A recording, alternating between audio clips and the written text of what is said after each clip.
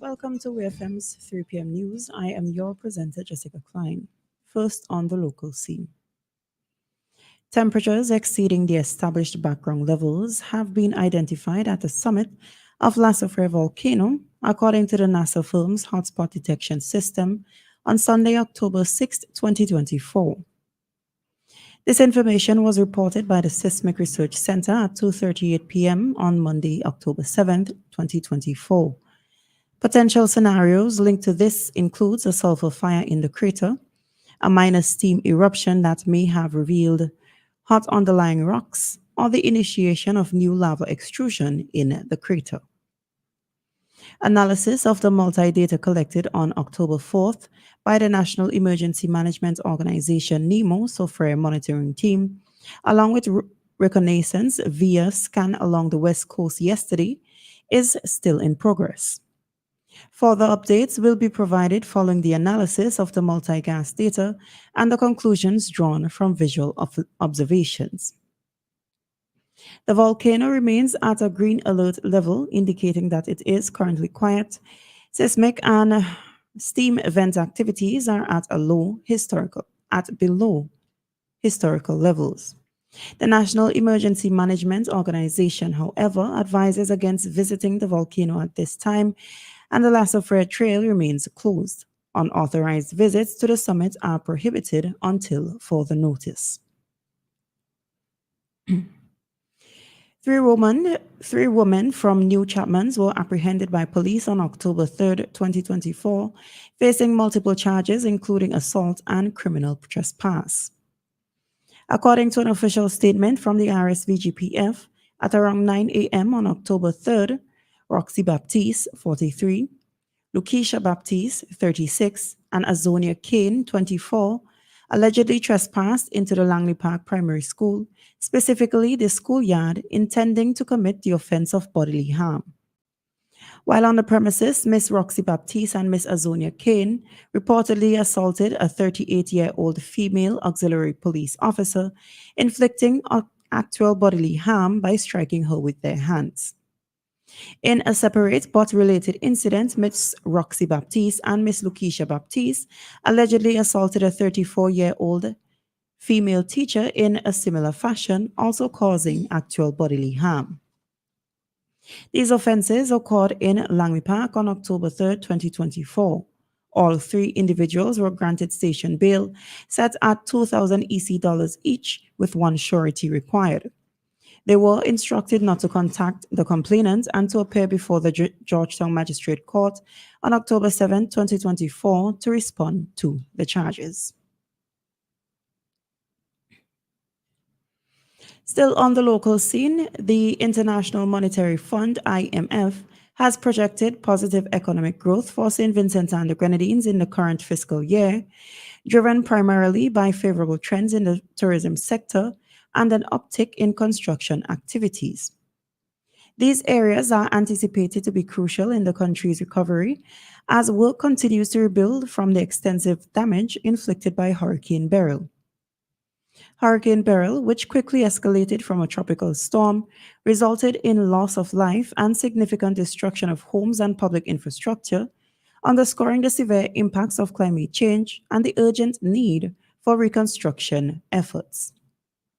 Preliminary assessments in St. Vincent and the Grenadines indicate that losses are estimated to be between 20 to 25% of GDP, particularly affecting the southern Grenadines.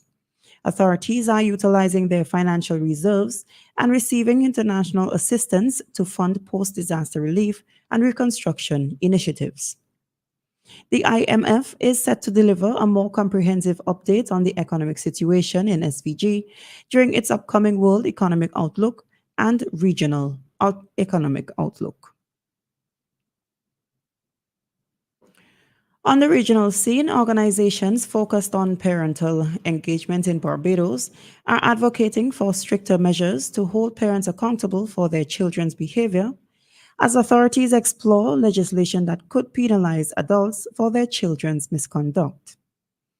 With rising concerns regarding youth crime and school violence, the Probation Department is reviewing legislation aimed at enhancing parental responsibility. New provisions are being proposed to ensure parents are held more accountable for their children's actions, according to outgoing Chief Probation Officer Denise Agard. Cecily Clark Richmond, Director of Parent Education for Development in Barbados, Parados, expressed to Barbados Today that the potential for legal repercussions might motivate greater parental involvement. Clark Richmond highlighted the growing impact of social media and external influences on children, attributing this trend to a lack of parental involvement. According to the director, many parents are not taking their responsibilities seriously. They seem to expect schools, television, or social media to raise their children.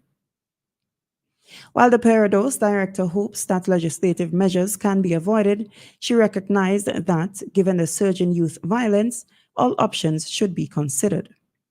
The ongoing discussion about parental responsibility legislation follows the implementation of similar laws in neighboring Antigua and Barbuda, where parents may now face fines and imprisonment for their children's offenses, including loitering.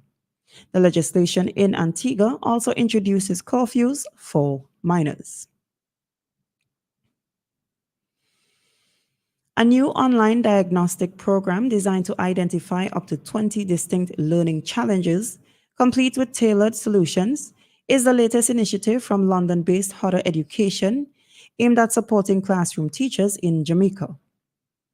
According to Riverley Patterson, a senior education consultant at Hodder, the Special Needs Assessment Program, SNAP, could significantly impact the Jamaican education system. This is particularly important given the shortage of teachers trained to assist students with special needs and behavioral issues. While addressing principals and other education stakeholders at the recent annual general meeting of the Jamaica Independent Schools Association, JISA, Patterson emphasized that SNAP will help educators guide challenged students towards reaching their full potential. Additionally, she noted that SNAP SPLD focuses on specific learning difficulties, addressing challenges such as dyslexia and reading anxiety that can hinder students' academic performance. Patterson highlighted that Hodder's SNAP program is unique in the market as it offers a comprehensive list of potential challenges and corresponding solutions to help students succeed. The subscription-based service is offered to schools at an annual fee of just under $50,000. And on the international scene, water companies in the UK have been instructed to refund £158 million to customers through reduced bills next year due to their failure to meet critical pollution and leak targets. However, most customers can expect their bills to decrease by less than £10. This marks the fourth consecutive year that companies have had to reimburse customers, raising concerns about the regulator's effectiveness.